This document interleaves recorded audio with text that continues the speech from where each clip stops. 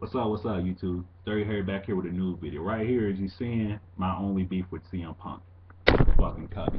Anyway, I'm just gonna rant a little bit about the aces and eights. And I know you guys are like, come on, man, no one cares about these guys. But if you look at all the plot holes in this stable, it's downright hilarious. It really is. You know, you look at all the plot holes and it entertains you. But I'm not here to bash the aces and eights. I'm not here to talk about how shitty it is. I'm here to try to make it better. You know, everybody knows somebody who knows somebody who knows somebody who might know somebody. If you watch this video, you agree with it, and maybe your cousin, uncle, boyfriend, girlfriend, gay lover, whatever, BFF works or has any connection with TNA, and you agree with it and they agree with it, then maybe this will help them out. So anyway, let's start. What would make me even appreciate Aces and Eights in any way, shape, or form? Well, they're holding the TV title for starters. When is the last time Devon defended that thing? If you know the last time Devon has defended that title, write it in the description box because I would love to see it. You know, I really would.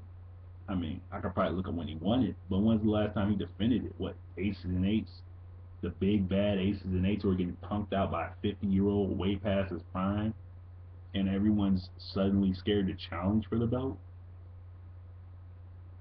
Just saying, you know.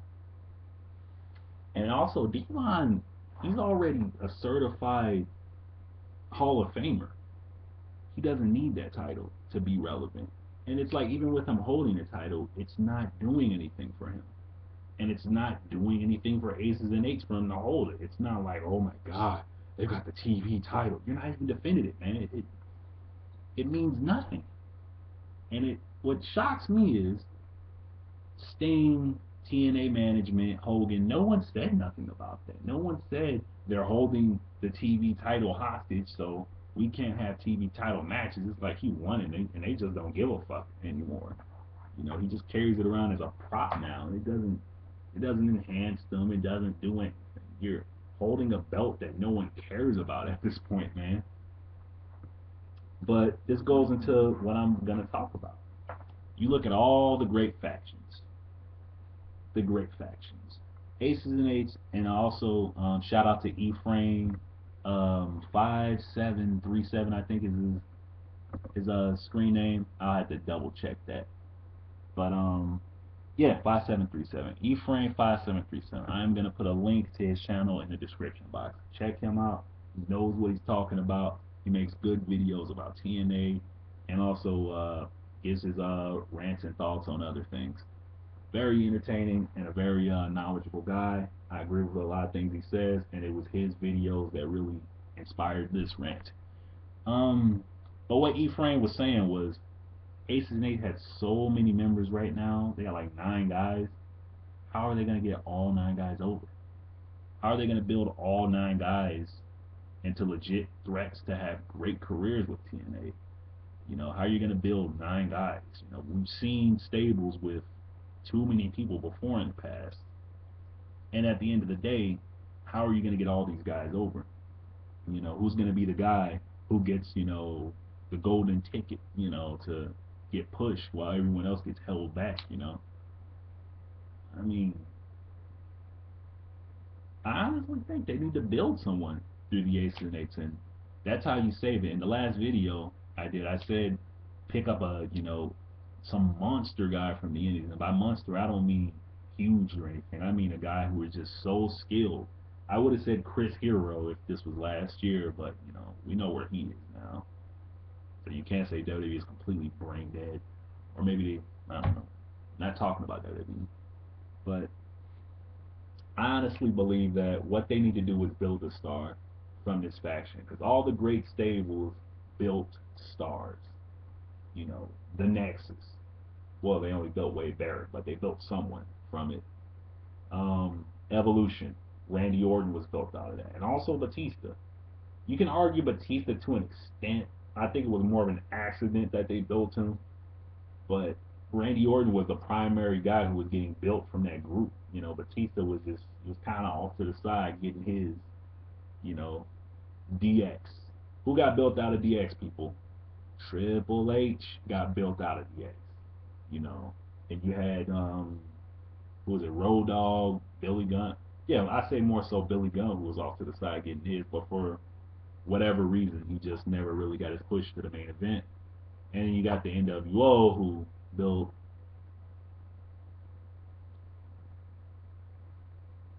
Yeah, they didn't really build nobody, but you know what I'm getting at. Yeah, NWO was just keeping the same people anyway. But we don't want the Ace and X to turn to NWO 2.0, man. We've seen enough NWO ripoffs. We've seen enough takeovers, stables, but at the end of the day, we got to deal with this one. We're TNA fans. We've eaten shit sandwiches before. We got to eat another one. We got to take this shit sandwich and try to make it into something decent.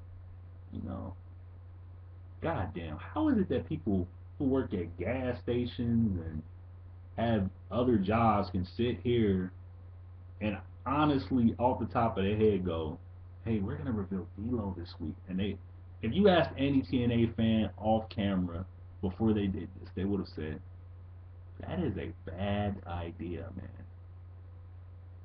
Well, why is it a bad idea? What does it do, man? What does it do? And this may be careful what you ask for, be careful what you wish for.